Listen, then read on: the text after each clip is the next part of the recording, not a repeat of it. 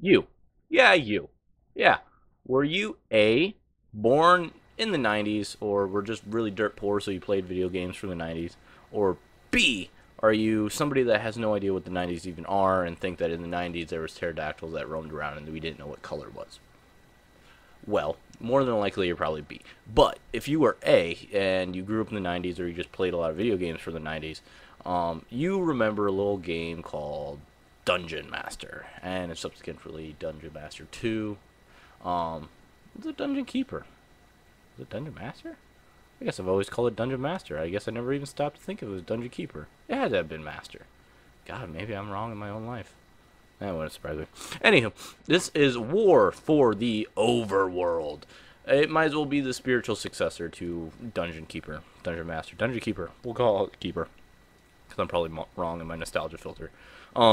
This is a game that I found somewhere along the way. I don't remember. I think I found it in a Steam sale that just happened. It is, getting this out of the way, it came out April 2nd, 2015. It is currently $29.99 on Steam. Apparently it has different editions. Yeah, I have some special editions, so it has different editions, which means it has DLC, which means it has money. And if you never played Dungeon Keeper, let me inform you of what you were missing. Dungeon Keeper was a game in the 90s where it was one of the first, to my knowledge, and I'm sure people in the comments will let me know where I'm wrong, one of the first real strategy games that was kind of more casual.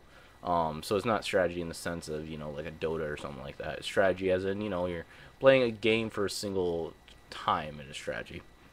And in this game, we'll try and focus on this game, you're building a dungeon as it pertains. It's kind of like Evil Genius, if you've ever seen that. I don't think I actually did a review on that. I might have. Or meant to, anyways. I think it's from the same developers as Evil Genius. It definitely has that feel. So pretty much you're just building a dungeon in a set area, trying to get gold.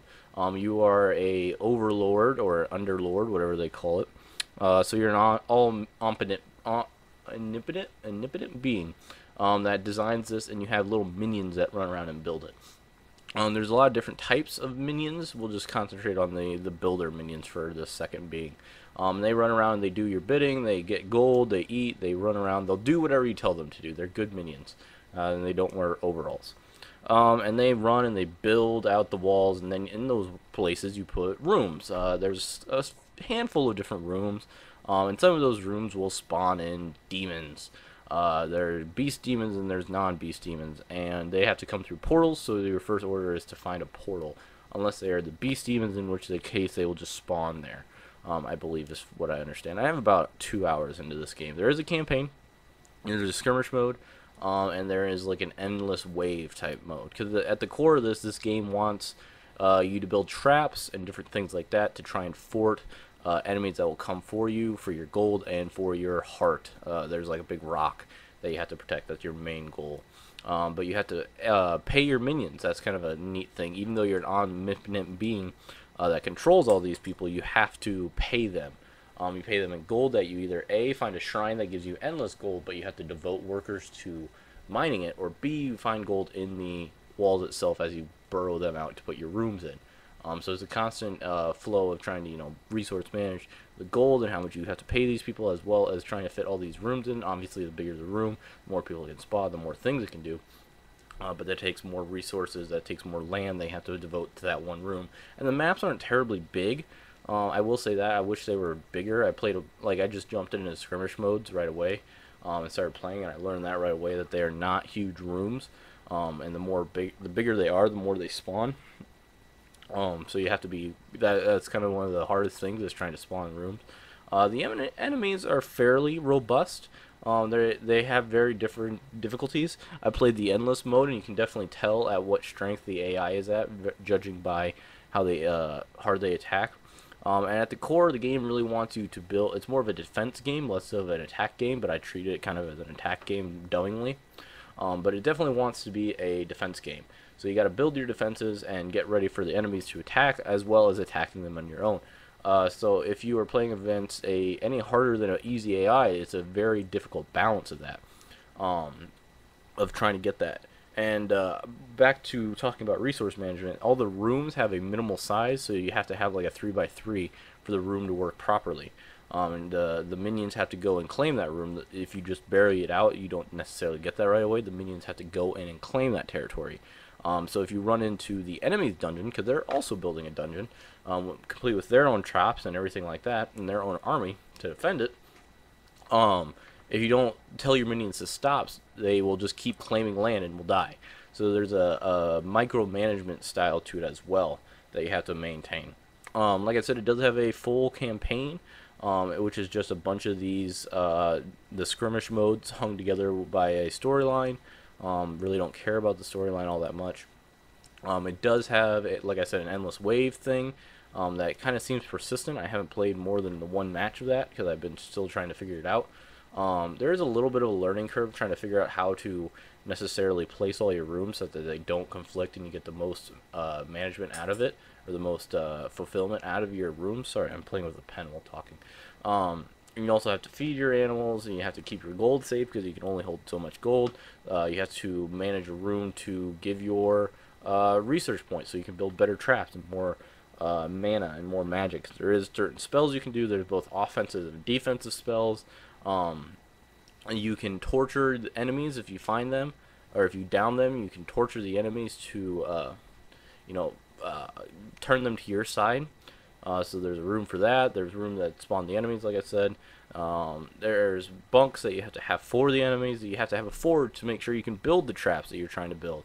All while trying to resource manage the gold. Because if you run out of gold, your minions will start to leave, and then your dungeon will collapse.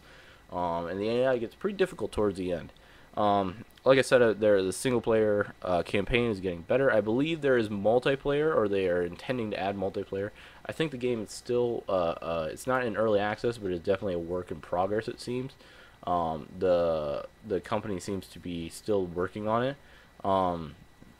Yeah, so my pet dungeon is the endless mode, but I got that with the edition I received. Which I bought. I didn't receive. This isn't a review code at all. So yeah, it does have multiplayer. It also has online multiplayer and cross-platform multiplayer. I'm just looking at the Steam page here. It also has a Steam Workshop, so people can build their own skirmish maps and share them to the Steam Workshop, and you can play from there. So a moddable game is always a plus in my mind. Even if it's not, things like that. You can also, in true Dungeon Keeper fashion, you can take over your minions. That's one of the spells you learn. Like I said, there's both offensive and defensive spells, but you can take over your minions and see the perspective from their eyes, which is kind of neat. But yeah, for $30, this is kind of a little steep. It's not... The story mission, like I said, is just kind of held together. There's not overly amazing story there. You're not going to be brought to tears or anything, it seems. I haven't played all of it, so it might be, but it definitely doesn't seem like the kind of thing that's going to bring you to tears. It definitely has its faults. Some of the camera time angles are weird. Some of the key bindings are also kind of weird. So it's definitely without fault. I would say that at $20, this is a great game. $30, you gotta kind of want that nostalgia chip. If you played Dungeon Keeper a lot, this will be right down your nostalgia filter. But if you see it on Steam sale and you can pick it up for $20-15, that'd be pretty good. I think you'd get a lot of enjoyment out of this if you play simulators or strategy games or resource management games. But yeah, if you have any comments, questions, or concerns, please leave them down in the box. I might stream this someday. It's a pretty solid little streaming game as well if you're looking for that side. As always, we're all in this one together. See you in the next one.